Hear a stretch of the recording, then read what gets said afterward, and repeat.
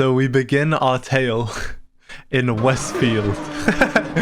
Yes. So we Oh. are in Westfield to see this, the Pokemon tree. And it's pretty cute, you know, like it's a day out. But then throughout the day, my tummy is low-key grumbling. Like just nothing crazy like your usual like stomach ache grumble. You're just like, okay, it hurts today, but like if I sleep tomorrow, it should be fine. Tomorrow it was not fine. So I wake up there and I'm like the pain wakes me up. I'm like, okay, maybe this is a bit of a problem. So I like literally, hold on. I need a visual aid for this. I get out of bed and it literally feels like this walking to the bathroom because I'm like, okay, maybe I just need a dump, right? Oh. It literally feels like this. Like I'm walking and I'm in so much pain. And then eventually I just stumble and I like fall on the bathroom floor and I'm there, wait. I'm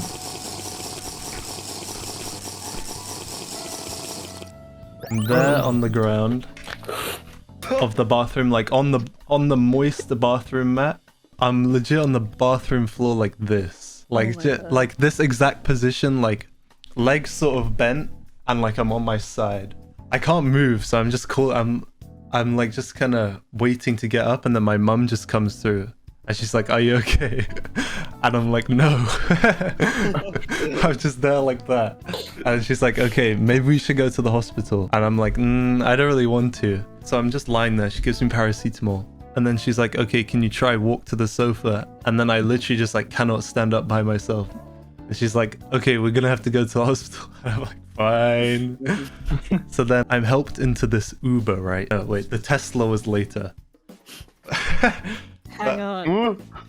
But so I get in the Uber. Cybertruck. Questions at the end. Yeah. Like, what time in the morning was this? 8. No, like 9. And then I go to the hospital in an Uber. Like all the while, like bear in mind, like I have the worst pain of my entire life across my whole stomach. It's not even specific to the right side, like how you'd expect from an appendix. Like worst pain of my life, just like everywhere. And I'm sitting in the Uber just like that, just like trying not. And every bump, like it's like kudung, like tiny little bump on the road. It's just like you're just like, just hurts so much. So then I get there, there's like a tiny queue, so my mom's like, go sit down. And then I just decide to like try sit there like Zen mode like this. I put my hands on my tummy like this, and I sit there with my eyes closed, like just trying not to think about like pain, like the concept of pain. I'm trying to like eliminate it from my mind. Floating like Zenyatta. Yeah, like pain just doesn't exist like anymore. Then like they get me in. Let me just show this now, so like the idea is the seed is planted. But yeah, this is this is the situation. Picture creds. So okay, so I was in like a normal chair for like an hour before this. Like I had to sit up with like this pain in my stomach. Like I can't, there's no way of me explaining other than saying it's the worst pain of my life. And I have to sit up in this like chair. Suddenly like I feel sick, and they give me this little cardboard like pan, and I just fill this thing up with like yellow juice. Like it literally looks like it is bright yellow. Let me find the shade. Like I'm not even being dramatic. It was this color, and Ruby will tell you it was literally this color. Yeah. So I throw up in this little cardboard thing, and I just give it to the nurse. She takes it away. And it's like the first of many of those pans that I filled up with little yellow juice. Yeah, after like an hour they gave me paracetamol, but it's just like it literally just was not working at all. But then after like an hour they moved me into this room. Yeah, they moved me into this room where they give me like, it's like a bed technically, but like if you can see, like it's really not that thick. And then they put this in my arm, which was just a bit of an L, because like needles, you know. Oh, I hate those things. Yeah, and well, just bear in mind, a catheter or something. That's not what that is. That's what it's called. It's just wait, what is it called? An IV. No, it has a name. No, it's like, but the ones that go into your arm are like it's like cannula, something like that. Okay, I was close then. Yeah. Bear in mind, like I'm quite a tall fellow, so my legs like don't fit on this bed no matter where I'm sitting. So yeah, I'm on this bed and they're like, right, we need to give you a CT scan. So I'm like, okay, how long does that take? And they're like, maybe an hour. So I'm like, I've already been here. I got here at 10. I've already been here. It's like midday, like 12:30. And they're like, yeah, maybe an hour. So like, I'm like, okay, wow, another hour of just this. And bear in mind, I keep saying it, but like worst pain in my life the whole time. So then I'm like, can I have like extra painkillers? So then they're like, okay, we'll give you morphine in your arm through that line. So then I have the morphine. No, wait. The morphine was in, like, it was in a little, like, what's it called? Syringe. So they come up to my mouth and they're like, and they spray it in. Worst taste of my whole life. It's like, they put, you know how, like, they put the little thing on the Switch cartridge to make it bitter so, like, the kids don't eat it? It literally tastes like that. So then... I didn't know that. No, what? Lick a Switch cartridge. Ziggy knows. Why would I know? So then they give me that like morphine thing. But then immediately after that, I sit up and I'm like, I have to go to the toilet. Walking like with my hand on my stomach, like trying to go so fast to the toilet because I know what's coming. And I burst into the men's bathroom. The door is locked. So I instantly just turn, I 180 pivot, go straight into the women's bathroom, sit in the middle cubicle, and instantly as soon as I sit down, I throw up everywhere, like all over the ground, bright yellow vomit. Like, so you know, like a cubicle, right? Imagine covering the entire area of the rectangle of the floor of the cubicle with this yellow bile, straight up just stomach liquid throw up. Can I just say, I went in like half an hour later. I went in that. I went in the toilet half an hour later. It was still there. What the hell? And then yeah, so I dropped this absolute Oppenheimer in the women's bathroom, and then I just like stand up and leave because like there's nothing else I can do. Like my business is done. Doesn't sound that bad, like in hindsight when I say, oh, an hour, oh, 2 hours, but like when you're in pain, like you feel every single minute of the thing. So after lying down, you couldn't do like, I remember in that room when I came in, you would try like go on your phone or something, and but you just couldn't, and then you couldn't sleep. So you literally couldn't do anything. I couldn't sleep. I couldn't look at my phone because it would give me like a headache. So like I literally just had to lie there in pain like a little, I don't know, like a little street urchin. So then they get me into the CT scan, but then, so they wheel me over, but oh no, I had to walk over. I still had to wait outside that room because like everyone else had appointments, but I was like A&E. So I had to just like lie on the floor of a hospital because the pain was just too bad to sit up at that point. So the floor, like let that sink in, the floor of a hospital where like all these like disease-ridden people are like been walking with their bare feet out all day. Anyway, I go in and I see this absolute donut machine. By then I'm like so dizzy from the pain, like I just flop on this thing like straight away. They screw the little thing into my arm and they're like, yeah, you'll feel a rush of warmth in your face and then it will feel like you have to pee. So then I'm like, what the hell? But I'm like, I just don't care. Like, I just want everything over with. And they're like, lie flat. So I'm lying flat like that. I had to put my arms above my head to like stretch out the organs or whatever so they could see it better. So I'm like this. I have my eyes closed because I'm just so dizzy. And then all of a sudden, it's just like... and you just feel this warmth like across your face. And like this metallic taste. Because it turns out they have to put like... ink into your arm in your veins so they can see your organs. So like you get this metallic, like it's such a strange, it's like imagine someone poured like not molten but hot metal in your mouth. That's like the flavor you get. I get my scan, I leave, and then I'm back in the room and they're like, okay, we have the scan. Okay, no, then I wait for like an hour. Like they keep trying to give me morphine, but I keep throwing it up and it just doesn't work. Then like the first surgeon comes in and he's like, it's definitely appendicitis.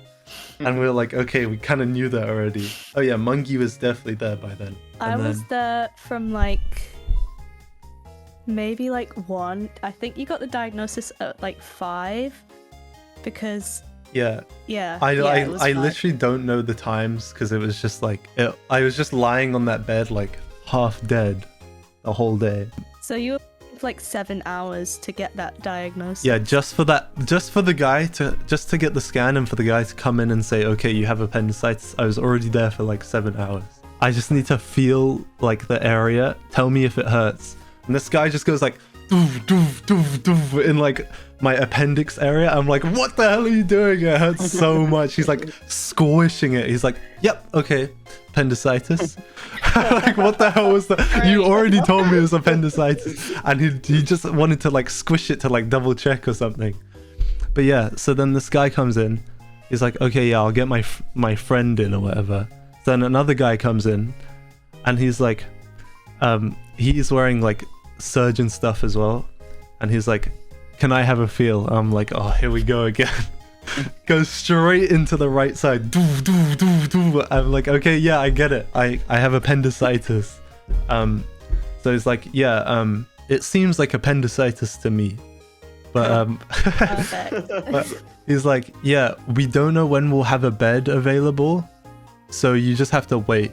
And by then I've already waited from like 10 to 5 in the worst pain. Like, I can't stress it enough, like worst pain of my life ever. Constantly. So I'm hoping like when he says that, I'm hoping he means like hour, 2 hours max. Oh, I should have taken a picture. Did you not tell them you were like in the worst pain ever? Oh, yeah. It didn't work. They're giving me morphine the whole time. Literally just did not work on me. Yeah, they physically didn't have the space. Yeah, they do not. They just literally didn't have a bed. Well, I had to do an operation, like either way. But then to do the operation, they need me to be on a bed, which I don't have. But then they're like, okay, we're going to move you to this chair. So I'm like, okay, maybe that's this is at like 6. So I got there at 10. At like 6, they're like, okay, we'll move you to this chair. Maybe this is like one step closer, you know? So I moved to this chair. Imagine, so I can touch both sides like that. And then this side is just like that. Just one arm. This wall is one big curtain, and then there's just this chair in the middle of it, and then yeah, like a light, and that's it.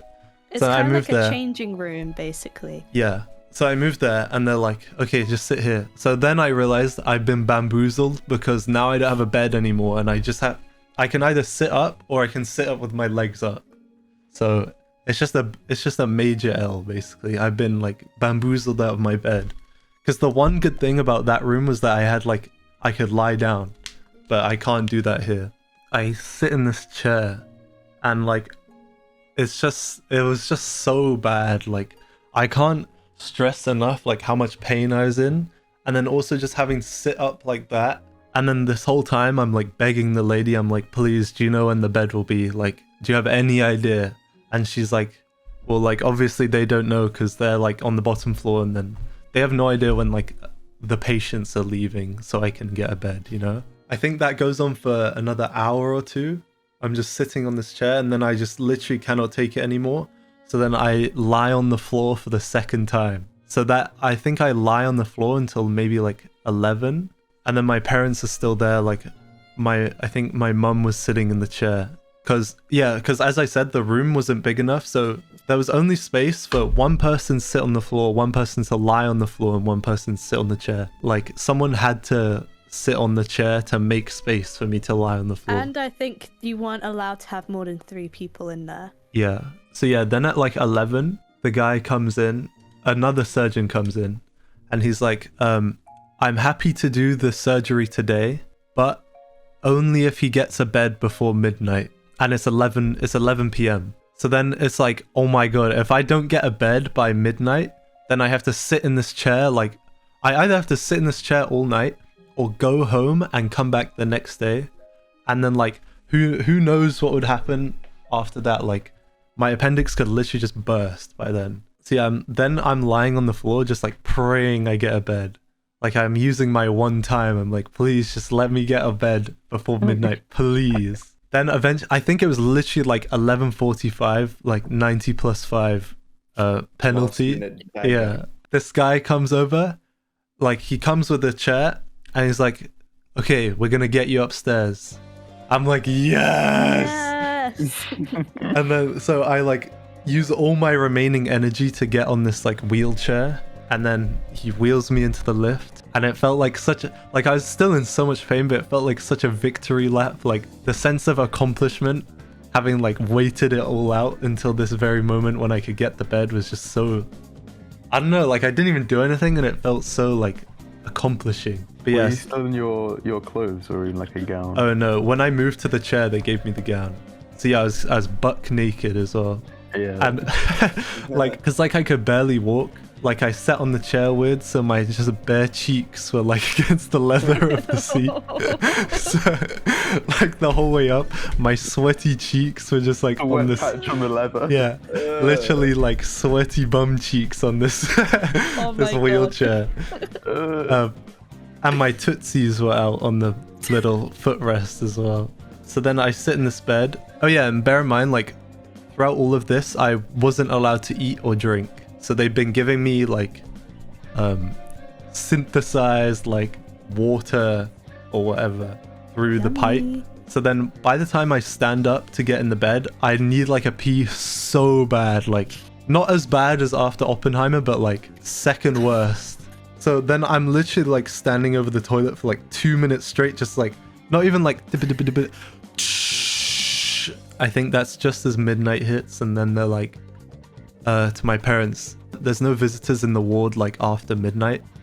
So then Ruby was like heading back to come see me before the surgery, but then she wasn't allowed. So then she got turned. Did you get on the bus already? I got fully dressed. I was on the bus. I was nearly there. And then they said, just get off and go home. So then my parents leave for like the first time. And the first time I'm just on my own. And I'm in this ward in the complete dark. And then there's one guy across from me, but his curtain's closed and I think he's sleeping. So then I'm just sitting there like, I'm like, damn. Because I'm just lying there and like, I'm just waiting for this guy to just come pick me up to put me in the surgery thing. Still then I was in like so much pain. But yeah, I was like, can I have some paracetamol? And they were like, no. So I was like, okay, sad face. And then finally at like, I think it was like 12:50 or something. This guy called Billy comes and he's like, right, let's take you down there. I'm like, cool, thanks. So then he wheels me down. He wheels you down this like hallway, and then he just leaves you in this room. He wheels me in backwards like that. So I'm wheeled in backwards, and then I look around and there's just like gas cylinder, monitor, another gas cylinder, pipes. And then all he said, this line, it was such a cold line now that I think about it. And he was like, see you soon, or see you in a bit. Because then for him, because for me, it would only be like, and he was right, for me it was only like 5 minutes in terms of consciousness between when I saw him to when I woke up. It was such a cold line now that I think about it. But like for them, like it was like hours. But yeah, so then I'm lying in this thing, just like looking at my surroundings. I'm like, I can't believe this is, like I've never had surgery before. It's like, I was just like, I can't believe this is actually happening. Did they put you in a lift on the bed? Yeah, oh yeah. When you rolls you into the lift, it's like kodong, like as the wheels like hit. That wasn't fun. Yeah, for me when they put me in the lift, like they had just done the anesthesia stuff, and I went in the lift, and there was like 7 doctors just around my bed. Wait, yeah, I'm getting to that. It was so crazy. So I'm just lying there, and the head surgeon comes in, and then like the whole time, your name and your birthday is like your password. So he asks like my name and my birthday. So I tell him that for like, that was literally like the 50th time I've said my birthday that day. He's like, what are you getting? And I'm like, oh, just that. I couldn't even be bothered to say the whole word. I was just like, the appendix one. Because I was just so tired. Because I'd been up like that whole day just in pain. He was like, yeah, just relax. We'll put you in a minute. Like the whole time I was thinking like, because everyone kept saying, oh, don't worry, just relax. But then like, that was the most chilled I'd been. Because once I made it in that like gas room. I was like, okay, I made it. Like I'm nearly fixed. So then they wheel me in to this room. They put your bed right next to the other bed. So then you have to sort of shift over like that. And then I'm lying there and they're putting all these like electrical pads on me and stuff. This other lady comes and says, she's like, oh, this is what we're gonna do. Do you have any questions? And then I'm like, no. And then she puts the mask on you and she's like, first it's like oxygen. And then the oxygen like smells really weird for some reason. She's like, okay, we'll put the gas in now. You might feel some tingling in your face, but just keep talking to us. So then I'm just talking and then suddenly, like, I don't even remember the minute, but like, I remember it was literally maybe 2 seconds. No, like 5 seconds after they say the gas is coming in. It's just like, tingles, and then it just cuts to 4:30 a.m. and I'm like this, and I wake up, and instantly, like, boom, boom, boom, 3 nurses just looking at me. And then, like, I'm like, what the hell? This is the craziest thing I've ever, like, straight up fast travel, like, because, like, you gotta realize, last thing I know, it was 1 a.m. and I'm lying there with a mask in a completely different room, like, across this whole building. And then I wake up again at 4:30 and wait, hold on. But yeah, so it's kind of like this, the way they be but of course the middle one is a bit further back because like the bed, but yeah, it's like that. So apart from the obvious like spooking of being like, okay, why the hell are there 3, like the first thing, so you've just fast traveled from point A to point B, skipped 3.5 hours of your whole life, and you wake up and there's 3 people there. But then apart from that, it literally just felt like this. Like I just felt like amazing. Because like you gotta realize, like I'm in pain for 14 hours straight, and then I wake up and it's all gone. Literally not a trace of pain left. And it is the best. I literally cannot put it into words how good fast traveling from that like peak pain of my whole life to then in this recovery ward, I'm like snuggled up in bed. I have a little blanket over me, and like all the pain is gone. It's such a good feeling. So then I'm lying there. I'm like, oh, I feel so sick. And then she's like, yeah. So you had a severe allergic reaction in the operation, and your throat started closing. So I'm like, okay, what the hell? Wait. And then, so yeah, she's like, so one of the muscle relaxants they used, I was severely allergic to. So then apparently as soon as they like injected it, like my whole body was like turning red and my throat was closing or something like that. And then she was like, yeah, so we just need to keep you in this recovery ward just to check you're good. But like, I was like, but I'm fine, guys. Because like I felt so good. Like, what do they even do when that happens though? Let's go! Whoops! But yeah. Wait. Yeah. I'm liking all these Spider-Man game like little things. They felt so fitting because each one feels like it fits anyway. Yeah. But yeah. Live commentary. So I wake up, I feel amazing. So even if you just click your wrist, that's like a bit of pain. Imagine being in 0% pain after being in 99.5% pain for 14 hours. Literally the best feeling. But yeah, so then she's like, because they say like appendicitis pain is like being in labor. So you literally went through 14 hours of labor. Yeah. Yeesh. This first lady, she was just like taking care of me in this first initial bit. But yeah, so she's like, okay, yeah, you had that reaction, but then they just let you chill for a bit and then it went back to normal. And then they did the operation, then it went fine. But the appendix was very mucky. So I'm like, great. Exact word for word, mucky. They said it was very mucky. There was lots of muck. That was the exact words. So I'm just. They said it beforehand as well. They're like, if it's a very mucky appendix. So yeah, when they said that, I'm just imagining like they pull it out and there's just brown chunks like flying everywhere. Like it's just disgusting.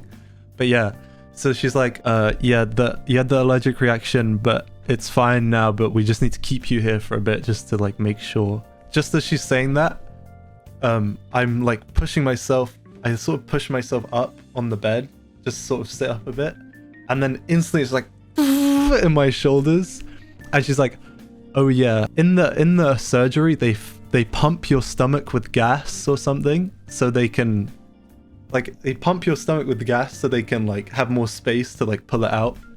She's like, "Oh yeah, your shoulders might hurt for the next few days, because the gas gets stuck in your shoulders basically." And it's the worst feeling. Like sometimes you'll move your shoulders like that and it'll just be like pung, and it's like imagine being stabbed in your shoulders basically. It hurts so much. I'm like, yeah, I'm feeling that. But they're kind of just like, one more time, like, "You sure you're okay?" I'm like, "Yeah, I'm chill." And they're like, "Okay, we'll let you get some rest." And then instantly just like I fall asleep like within I think maybe like 2 minutes I'm just straight asleep. And then I wake up at like 7:30, and then the nurse who takes like the night shift left. I was like, "Bye, thank you." And then one of the surgeons came in. She's like, "Yeah, you had an allergic reaction to this." I'm like, "Yeah, so I heard." So the first day was the 4th, this day was the 5th. So then now I'm in this like recovery ward. It's actually so like this is the most chill place I had in the whole hospital. I have this huge like open world area. Like I have my bed in the middle, then like nothing all around me. Oh yeah, and then my dad brought like my iPad, my DS, my AirPods. So then I'm just chilling there. I have this huge space, and then so yeah, it's like life is good. No pain at all anymore. And then can I just quickly interject? Yeah. And say that the night that you got your surgery was the one night in like a month where Ziggy like asked to play.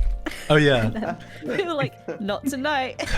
And then the next day at 7:50 a.m. Conrad says, "I got appendicitis. Talk soon." Oh yeah, I said talk like, soon. "Are you serious?"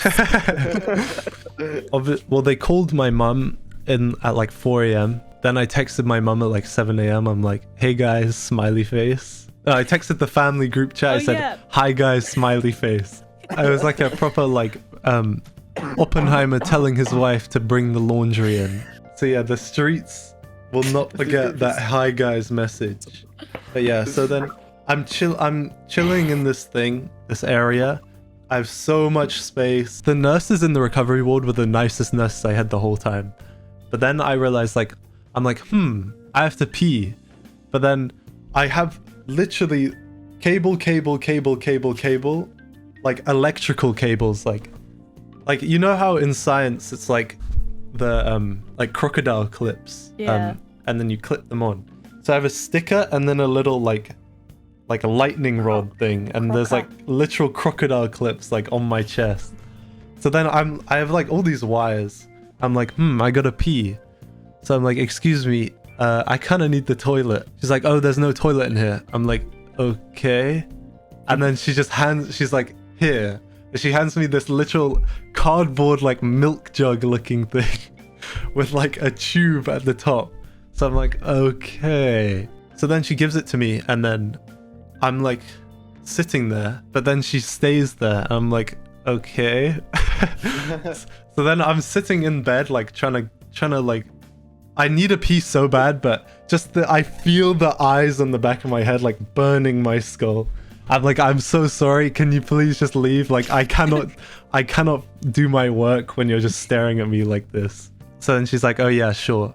So then I'm sitting down for like another 5 minutes. I just can't go. So then eventually I just have to stand up with all these wires. Like I have to be so careful. So I just stand up, and then I just finally just pee in this jug. It's like the most unnatural thing you'll ever do. And then I just and then like I don't know where to put it, so I just plonk it on the desk.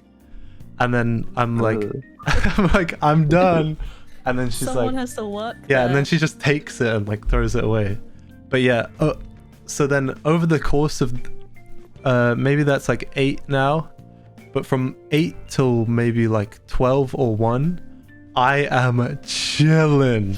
Like, I'm lying in my bed, I got my iPad, I'm watching some YouTube, I'm playing Pokemon White version 2 on my DS. Like, life is good. And then I'm like lying there and she's like, oh, do you want some juice? I'm like, yeah, orange juice would be divine right now. So I got my little orange juice, got my iPad, like I'm posted. And like all the pain is gone, like I'm just chilling. But yeah, so then at like 1, like there's like an open spot in like a normal ward.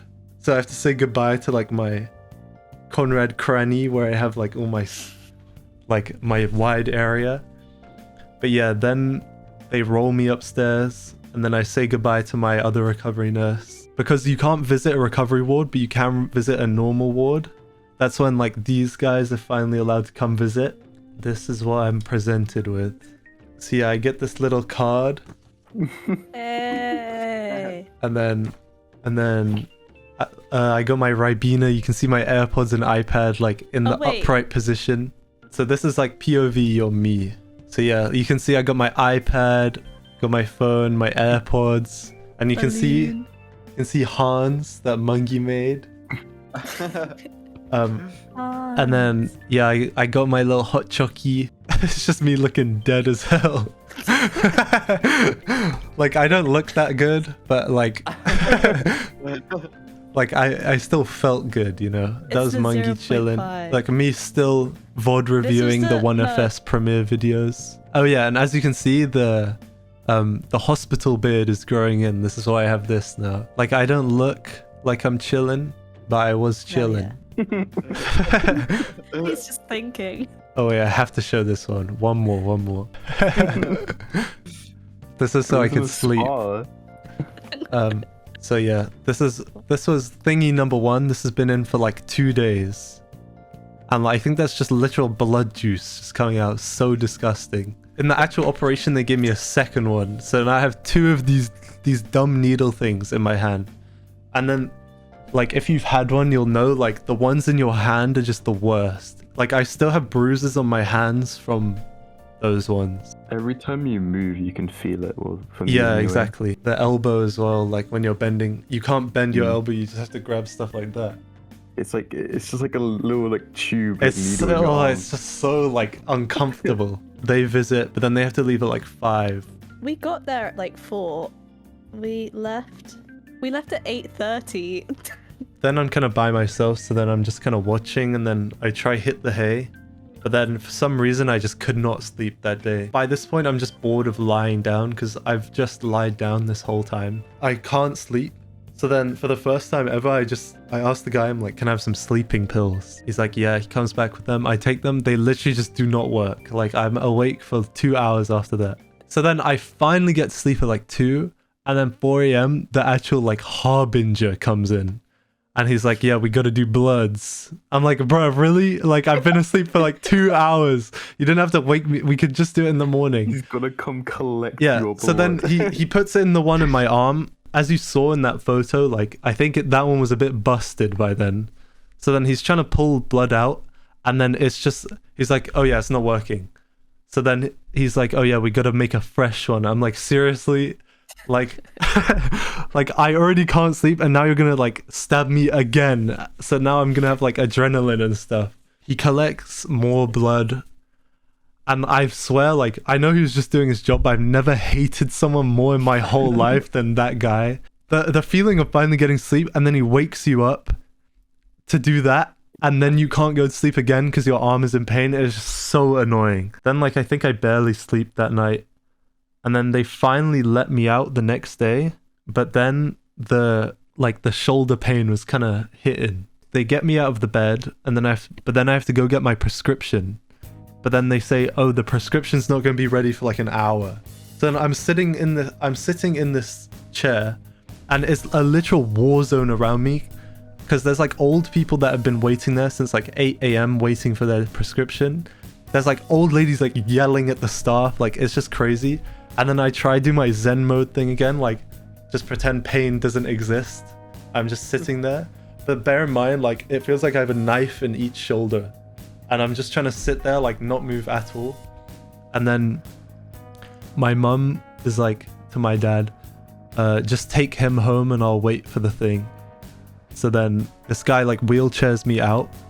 But then for some reason, this lady takes this as like, we're getting special treatment and we've like bribed the nurses. So she's like giving it the big un like as I'm rolling out. And then she's like, I hope you're happy. I hope you're happy you bribed them. I've been waiting here since 8 a.m. Like all that stuff. And then with my last strength, I can like the last drop of liquid strength I have, I muster up my eyes. I can't even open my eyes. I just go like this to the old lady, and then she goes, "This is unacceptable." And then I just, that's all I hear. I just roll out of this like pharmacy, and then the ride home was just the craziest. Like I'm just sitting in the van, like just letting myself like move to the speed bumps, and then I'm finally home. And then, oh yeah, bear in mind I haven't showered for like 3 days. So then they put like a sheet over the sofa, because like I have like, it's just disgusting. Like I haven't washed my hair or anything. Like if you don't shower for 3 days, you can feel like the grease on your face. It's just so disgusting. So then I get out, and then I'm slowly getting better. Like I have a normal stitch scar on my stomach. I have 2 other little scars from like the tube and whatever. But then we got our Christmas tree. Saturday, Yay. December 9th. We got our Christmas tree. I couldn't get it, obviously. I was just lying on the sofa. And then, so we were watching the Polar Express, and they were decorating the tree. And then one of like our family friends is like a nurse. So she's like, oh yeah, if you ice the wound, it will help with like the swelling and stuff. So my mum gives me an ice pack. And then all of a sudden, I'm noticing this disgusting smell. And I capital D, capital G, disgusting smell.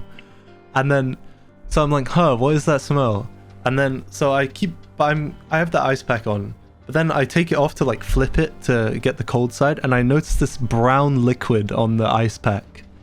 And I smell it, and it is like, it is the worst smell you'll ever smell in your entire life. Like worse than stink bomb, worse than anything.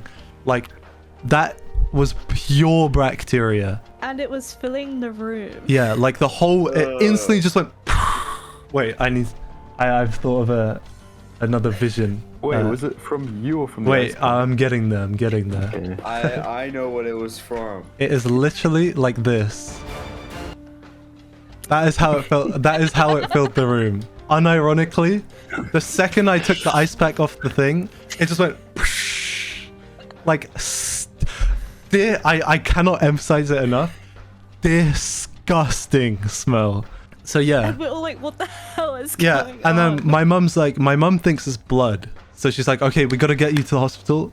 And then like, as soon as I word the word hospital, like the PTSD like switch, I'm like, I cannot go. I cannot go back there. I cannot go, because I'd already been there for 3 days, and I've been there for 3 days straight, and I just got out. And I knew if I went back in, I'd be there for at least another day. She's like, I think it's blood. And then you like, I don't think it's blood. Yeah. I think it's poo. And then she's like, oh my god, we need to get you in now. Call the ambulance. Because it wasn't red, it was brown. And it stank so bad. And bear in mind, all I've been told is my appendix was really mucky, and the appendix is part of the digestive tract. And the hole is right under my belly button. So what else am I meant to think other than it's literally poo coming out of the wound? That's so disgusting. Yeah. My mom's like, oh right, we're going to the hospital right now. And then like, I'm like, oh my god, here we go again. And then I stand up, and it just trickles out. Like it goes all like down my stomach, over my shorts. So I'm like, oh my days, it's on my shorts now. It's so disgusting. And then it's going on the floor of the living room. So I'm like, I need tissue ASAP. So then I get tissue, and then I go to the toilet to like change my clothes, and then they call an Uber, and then yeah. So then I'm like kind of dripping everywhere. This like this blood poo liquid, whatever it is. I go outside and I see the Uber is a Tesla with white seats. So I'm like, oh my god. And then so yeah, I'm like trying my best, like, because it's just so sad. Like, imagine getting this actual poo water on this Tesla white seats. So I'm going to the hospital, and then I sit there.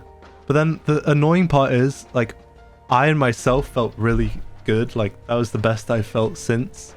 But then I still had this like disgusting liquid coming out. So then I sit down. A&E was really empty that day. And then this lady's like, can I see it? And then she, again, I don't know what it is with this like pressing obsession, but she just gets either side the thing, she goes, and all this juice just comes out. It's so disgusting. Like all over her hands. And she's like, right, and she types something up. And then she makes me go outside, and I go in another room. And then this other guy comes in, and then he presses on it. And it, like, again, like, you gotta remember, this is a like straight up wound, okay? And this guy's just like pressing as hard as he can on this thing, and all this disgusting juice is coming out. It's like brown, green, yellow, like the Cosmo's face.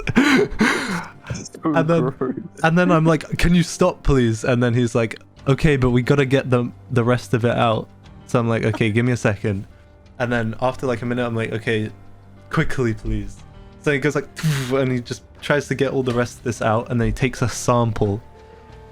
And then yeah, he goes like out. I don't know why that's the worst. I don't know. No, gets a little swab. He wanted to take it home.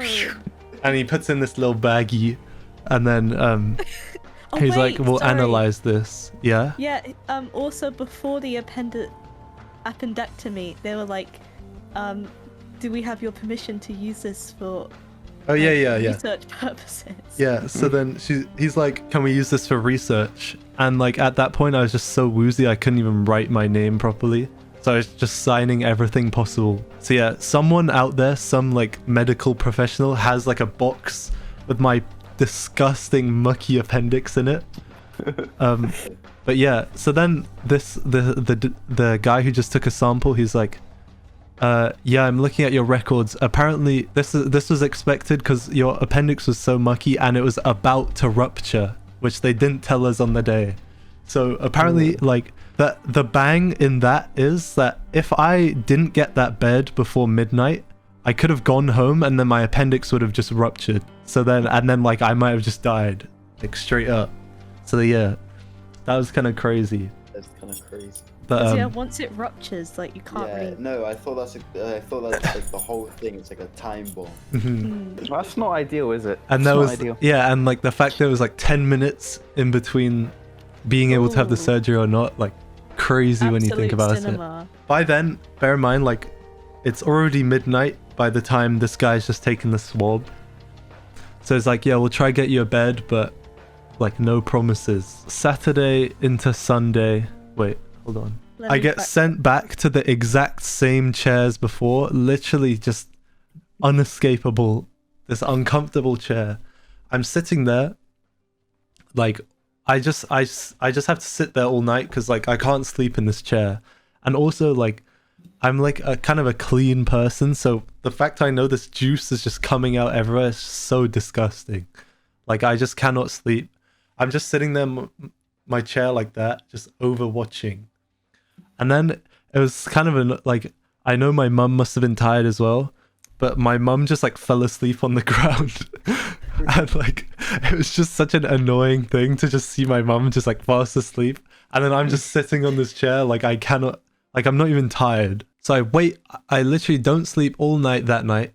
Then the next morning he's like, oh yeah, and then I didn't sleep that well the night before either. I don't think I slept at all actually. Maybe like an hour or two. So that's 2 nights in a row that I haven't slept. And then another surgeon comes in the morning, and then he's like, So basically your wound is very, very infected. So that's what all the juice inside was. But it's kind of, it's like not a big thing. So you're not like high on, like I'm not high on the priority list like I was before. So, and bear in mind, like I was as high as you can be on the surgery list before, and it still took like 14 hours. He was like, we have two options. Either you can wait to do it under general anesthetic. So like he puts you to sleep. Because basically what they have to do is cut the stitches open again, open your wound up, drain it out, and then leave it open. Because if they close it, then it will just get infected again. So they have to leave the wound open and let it, because when you stitch a wound, it heals like that. Then this way, they have to leave it open and let it heal up like that. Otherwise, from the inside out. Yeah, because if they close it again, it will just get reinfected. So he's like, you can either wait to do it under general anesthetic, but that could take days, or you can do it like live, no anesthetic. And he's like, it'll take a few minutes, but like, bear in mind what he's saying. He's like, we'll cut you open, completely awake, no painkillers, and drain you out on the table, just like, and you just have to sit there like, and not move. So I'm like, no, I'm not doing that. I'll wait as long as it takes. And then I literally wait in this room like all day. The whole Saturday night, I wait in this room. Wait, isn't this the 10th now? Yeah, it's the 10th. So yeah, then at the end of the day, at like 5 maybe or 6, he's like, okay, we can schedule you in for tomorrow, but you'll have to go home in between, or we can do the live one. So then I've got this predicament where I don't want to go home and come back, because that's just such an L. Like if I go home, I knew I wouldn't want to come back. But then I also don't want to just get cut open like a little fish on the table. So then I make the executive decision. I'm like, fine, we'll run the live one. So then he takes me to this room. I'm lying on this table, and then like he gets out like the little knife, and then like the second I saw that, I just broke down. Like the 2 days of no sleep combined with just seeing that knife and like the anticipation of just him going like that on my stomach while I'm awake, I can just watch it happening. I was just like, no, I can't do that. So yeah, I'm like, yeah, just I'll come back tomorrow. I don't care. I can't do it. So yeah, then I have to go home. I come back the next day. I come back to the same area. I'm waiting there. Wait, this is Monday now, right? Yeah. So the bang. It's the week exactly. So yeah, exactly a week on. One. Yeah, they tell me I'm gonna have my surgery at 8 a.m. So I come in like 7:30, bright and early. But then they're like, oh, we had another appendicitis guy, so you got pushed back. So I'm like, fair enough. That was me like a week ago. But so yeah, I'm lying in this room. Where I took a photo of the room. This is the room. So imagine me on this bed in the hospital thing. There's like an IV here, giving me my liquids. Because again, oh yeah, I hadn't eaten for the past 3 days. Couldn't eat because you can't eat 12 hours before surgery or something. But then we didn't know when the surgery was, so I just couldn't eat or drink like that whole time. I'm lying on this thing like so skinny by now. Like I'm kind of frail, but like we're still cracking jokes. Yeah, that day it was like, yeah, we were just like, playing games. Because yeah, I was like upbeat. Everyone was happy. We were like, oh yeah, this is the day we finally fix it and stuff. Things were looking up. Yeah, like I was weak and tired and hungry, but like I was still like in high spirits because I thought I'd have that feeling of like the instant healing, time skip, quick travel. Like I knew like that was happening today, so I was like, oh yeah, I get to feel that satisfaction again. But then yeah, so me, Mungie, and my dad are like playing a little country game, and then suddenly it's just like boom, boom, boom, boom. I feel this little thing in my chest, and instantly I know something is very, very wrong. I still have this thing on my, I still have this wound on my stomach, so I don't really want to use like my ab muscles, But I just spring up like that, and then I feel this thing right here in my chest, like here. So the appendicitis feels like being like ripped. Imagine someone's pulling you in every direction, but this felt like gravity, like a black hole, but like that way in all directions. Like I cannot describe that. That was 10 times worse than the appendix pain, and the appendix pain was the worst pain I've felt in my life. Imagine someone literally just going like that, like ripping you open. So yeah, I'm literally sitting up, like, well, I'm literally like thrashing back and forth. Like no one has any idea what's happening. No one like knows why this is happening. This happened just randomly.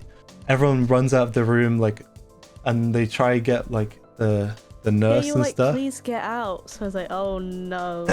So I tell Mungie to leave because it's gonna be like pretty traumatic, you know. So yeah, I'm thrashing in pain, like I cannot sit still. The nurse comes in with the morphine, and then she puts it in like my arm. But then instantly I get this white circle like on my hand, like an allergic reaction or something. So then they're like, okay, take out the morphine, take out the morphine. So I'm just thrashing back and forth, but then it just stops. But then somehow, so then I stop, but like I'm so out of breath from the pain. I'm just lying there like like that. But somehow I just knew there would be 2 more rounds. I don't know how, I don't know why, but I just knew I'd have 2 more of these. I'm lying on my front actually. They gave me oxygen. So I'm lying on my front like with this oxygen mask.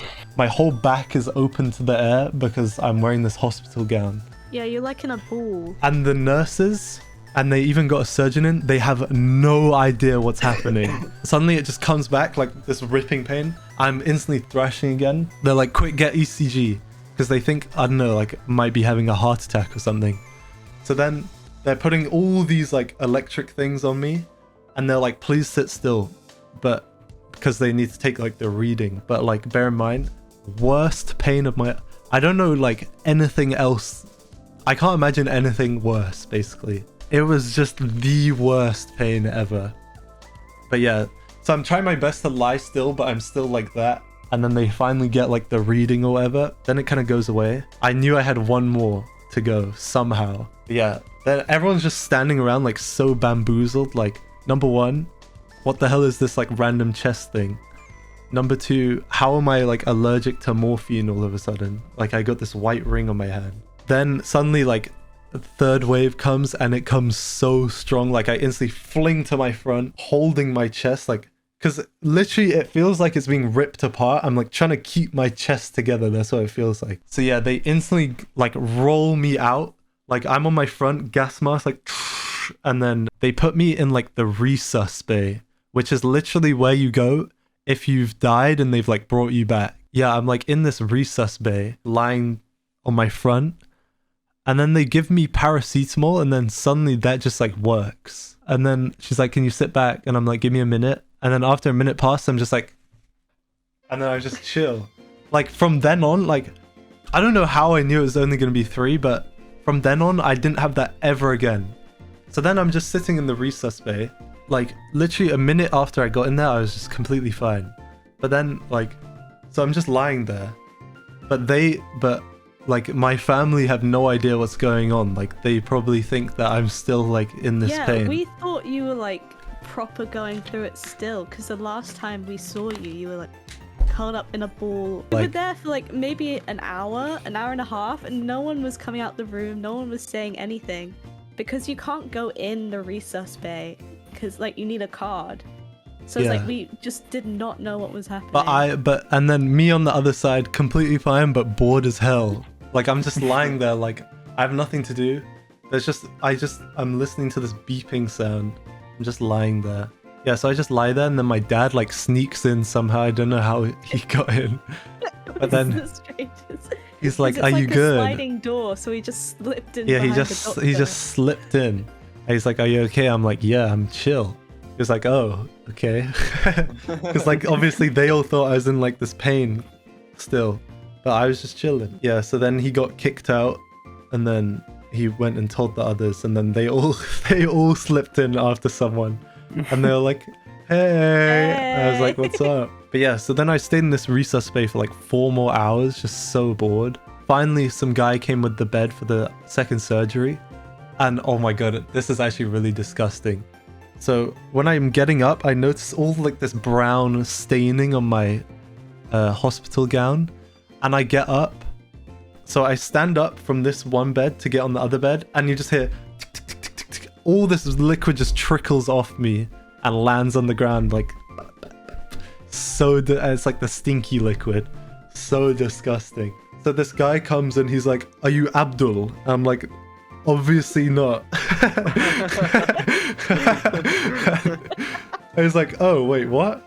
I'm like, "Yeah, not me." And then he's like, "Oh wait, are you Conrad?" I'm like, "Yeah, that's me." I say, "Okay, yeah, let's go." I'm like, and then like when we're waiting to go, my dad just says to the guy, "Who's Abdul?" And then the guy's like, "I don't know, they just gave me it." So yeah, that was pretty funny. And then Obviously not. Did you actually say obviously not to them? No, I was like, nah, but like I kind of gave him the obviously not look, you know. So no. But yeah, so they roll me up. Second surgery, they do the same like, oh yeah, this one they're like cracking lol W's before the thing. The vibes were so high in that second surgery room. Like I knew I was gonna be chill. Pints, chit chatting. Yeah, literally, because like the chemistry between them all was like so tangible. So yeah, I'm just sitting there like having a good time with the boys, and then they're like, "Oh, what degree do you do?" I'm like, "Computer science." They're like, "Oh wow." Then they put the mask on. And then the guy just starts saying this. He just says like some really uncharacteristic stuff. He's like, "Yeah, just keep talking to us. Don't tell us any inappropriate thoughts you have." I'm like, "What the hell?" I'm like, why would you say that? But yeah, then shortly after that, I do the quick travel, and then I wake up. But then that time, because it was literally like such a short procedure, I literally wake up like an hour later or something. Yeah, I took the second ward I was in was so vibey. I took like a little, you know, like little Snapchat story. Yeah. I did like a panorama, and like I zoomed in out the window. You saw like the little moon and stuff. So yeah, then I went back to the ward, had a little nappy, and then, oh my god, my hair is so greasy in this one. I gotta show this. Is this the next day? Yeah, this is the next day. Wake up. I get like my 5th Starbucks of the sesh. Can you see how greasy my hair is? Like it is a completely different color. You can see the sheen on it as well. Yeah. Oh yeah. I just remembered. So you saw that toothbrush, right? I'll never forget this moment in my life. After this second surgery, like obviously I feel a bit sore, but like it's still fine. So then I get up, I'm like, "Can I get a toothbrush?" She's like, "Yeah." And I put in my AirPods, I just brush my teeth for the first time in a few days, and listening to the "Everybody wants to rule the world." And it's like midnight and the vibes are just so high. Like just me in the bathroom brushing my teeth. I don't know, that was such a memorable moment. So yeah, I wake up next morning, got my Starbies, my little that was like my 6th Frappuccino of that session. Yeah, then, because I thought I was going to be in for a few more days, but then the same surgeon from before, he suddenly just come like in the morning or something, he's just like, "Shh, hello again." I'm like, "Hi." And then he's like, "So basically, since you're like a fit and healthy young adult, like I have no other problems or anything." Oh, yeah, he was like, "Because you're like a young and healthy man, like there's no point just keeping you in the hospital." So then he's like, "Yeah, we'll send you home." But then this begun the packing arc. So basically what happens, so you know how I said it has to heal from the bottom? So basically what happens is every day from that day onwards, they have to fill my wound with like stuff, so then it doesn't heal that way and it can only heal that way. And bear in mind, this is just straight up like like just normal like inside your body flesh tissue. So you can feel every single like micro move, like they're stuffing an open wound. Like imagine you have a cut on your arm and they're shoving stuff inside it. Well, they're pulling stuff out, cleaning it, and shoving stuff inside it. And it's like a hole like that, and they're like shoving stuff in it every single day. it's so like painful and annoying. I get that, and then I realize, oh, I have to get this every single day, which is a bit of an L. I just cannot wait for this third time. Yeah. Whatever it is. We're bang 2 out of 3 right now. This is a bit this is so gross actually. And can you see the green and brown on there? Ew. That's so gross. That was after the surgery. So after it had already been cleaned out, this was still coming out. And bear in mind, this still stank like really bad. So that was like my tummy for like a good 2 weeks or so. So obviously during all of this, I had like, it was still the uni term. Like I went on the 4th and my uni finished on like the 16th or something. Obviously with school, like the big projects are always due at the end of the term. So I had all 3 of my big courseworks due like in those last few weeks, but obviously I couldn't do them because like I was literally in the hospital. So I got all these extensions, right? I do my 2 solo ones like first and foremost. Like I'm still in a bit of pain. I can't really sit up that straight, but it's fine. So I get those over with, but then I have a group project. And this group project was, you have to basically make BBC News. So you need like a login, you need to be able to add and delete articles, you need a profile page, you can change your profile picture, stuff like that.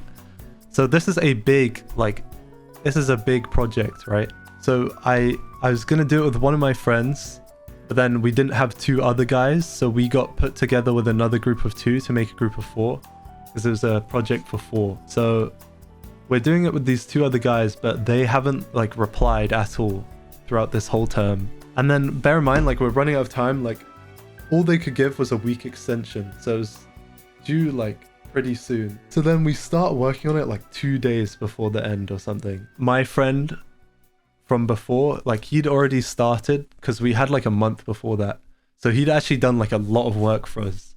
So then by the time I got back, like he was just like filling me in like what needed to be done and stuff. Then we tell the other guys like, this is what's done so far and this is what needs to get done. So we give them like one tiny bit, because like obviously you don't really trust like the randoms, you know.